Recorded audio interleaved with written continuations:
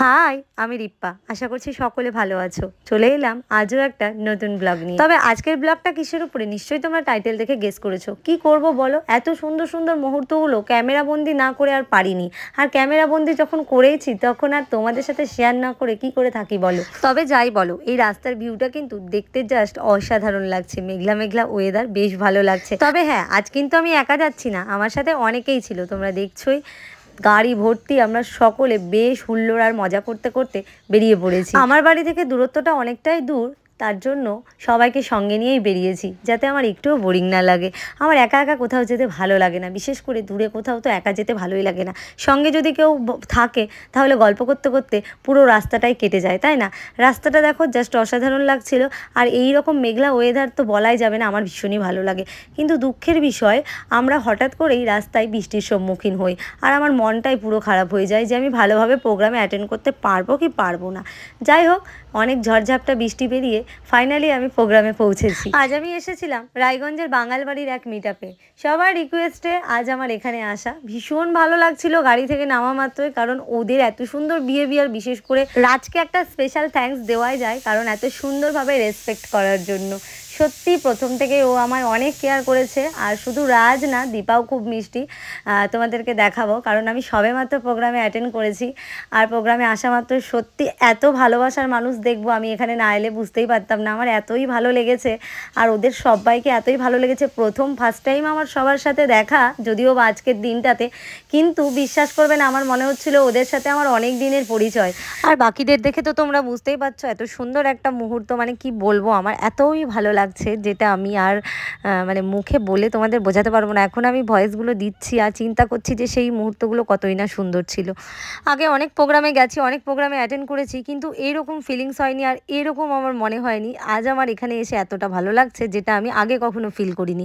ফেসবুকের এই মিটআপে আমি ফার্স্ট টাইম এলাম, বাট আগে যত প্রোগ্রাম করেছি তার থেকে আমার এখানে এসে অনেক ভালো লাগছে। আর এই হচ্ছে আমাদের সকলের প্রিয় হচ্ছে ভবঘুরে, তোমরা সকলেই চেনো। ফার্স্ট টাইম আমার সাথেও দেখা হলো। আর গাইস, তোমরা দেখছো তো আমার ভালোবাসার মানুষরা, মানে কি বলবো, আমি এখানটায় এলে না বুঝতেই পারতাম না যে ওরা আমায় এতটা ভালোবাসে। ওপর থেকে চেয়ার ছেড়ে বাধ্য হলাম আমি নিচে আসতে, কারণ ওরা আমার সাথে ছবি তোলার জন্য জাস্ট কেমন করছে, আমি আর থাকতে পারলাম না, তাই চলে এলাম। একটা কথা কি জানো তো, দূর থেকে আমরা মানুষকে দেখে অনেক কিছু বলে ফেলি, অনেক রকম চিন্তা ভাবনা করি, কিন্তু যখন মানুষটাকে সামনাসামনি দেখি বা তাকে যখন তার সাথে কিছু মুহূর্ত কাটাই, তখনই আমরা সেই মানুষটাকে চিনতে পারি, তাই না? তো ঠিক আমারও এরকমটাই মনে হয়। আমাকে যে আমার ভিউয়ার্সরা যেভাবে ভালোবাসা দেয়, তার থেকে মনে হচ্ছে এখানটায় এসে আমি আরও বেশি ভালোবাসা পাচ্ছি। মানে ওদের এখানে এসে দেখে আমি বুঝতে পারছি যে সত্যি ওরা আমায় কতটা ভালোবাসে। এখানটায় না এলে আমি বুঝতেই পারতাম না যে আমাকে ভালোবাসার এত মানুষ রয়েছে। যদিও বা আজকের এই দিনটা আমার প্রাপ্য তোমাদের জন্যই আজকে আমি এই দিনটা দেখতে পাচ্ছি। তোমরা আমাকে এই জায়গায় এনেছো, তোমরাই আমাকে আজকে এত বড় করেছো।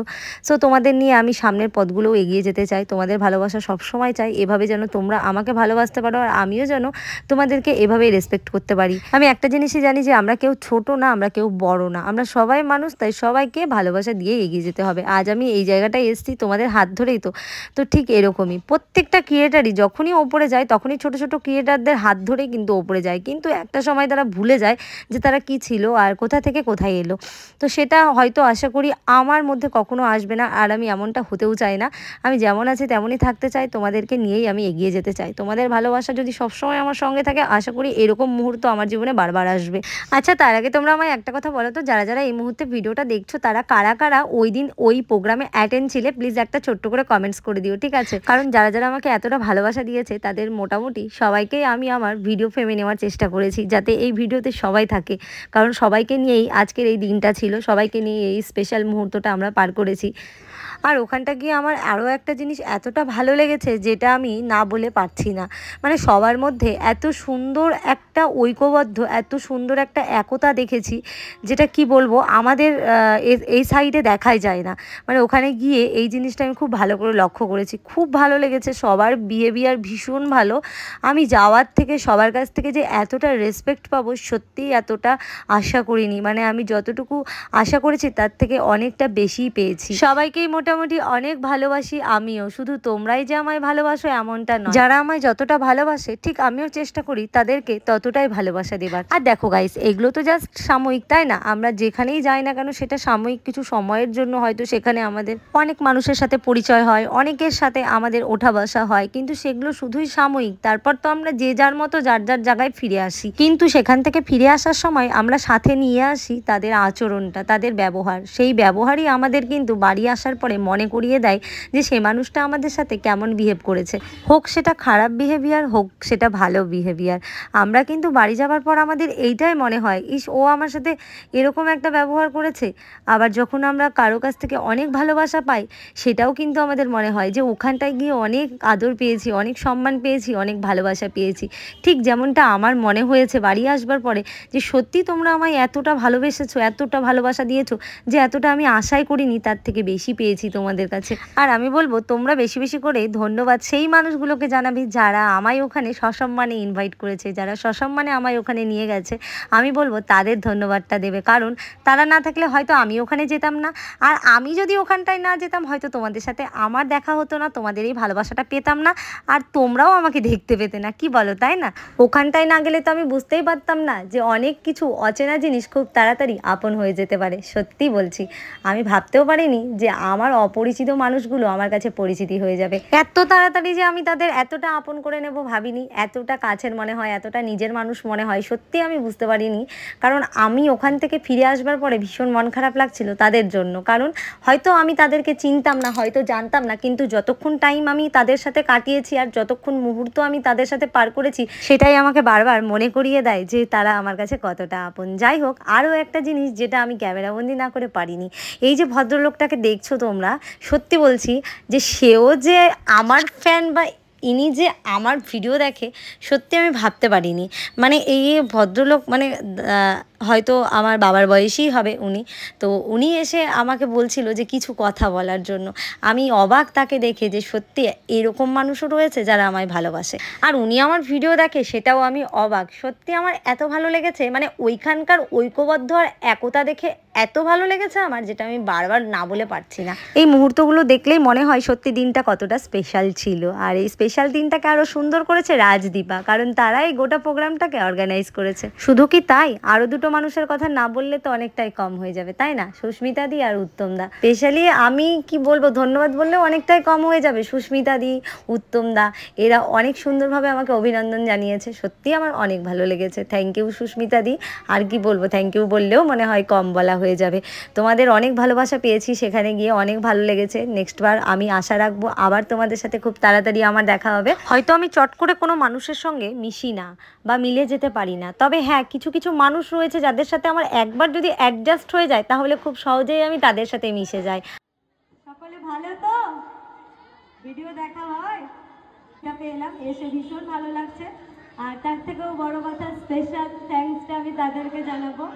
রাজ আর দীপা এত সুন্দর একটা অপরচুনিটি দিয়েছে আমাকে। থ্যাংক ইউ সো মাচ রাজ আর দীপার জন্য একটা জোরে হাততালি। তোমাদের জন্যই আজকে তোমরা আমাকে এই জায়গায় দেখতে পাচ্ছ। সকলকে আমার তরফ থেকে অনেক ভালোবাসা। Thank you so much.